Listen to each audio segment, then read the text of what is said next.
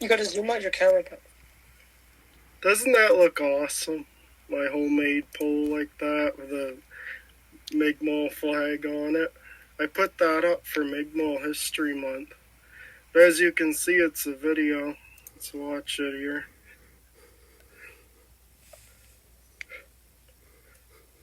I need one of those. Yeah.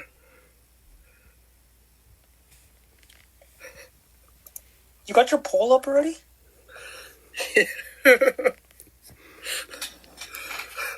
Oh, which one is better? You got your pole up already? Yeah. And you didn't tell me? No, it was a surprise, can't you see? How did you...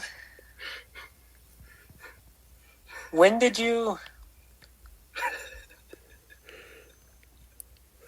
No, wait. How did you make the base? Concrete, right? Yeah. Wait, It's like a square base. I'm surprised. And you found the sonotube for it? Yeah. The sonotube is actually not what they recommend it, but it should be alright. It's in there nice and sturdy, I know.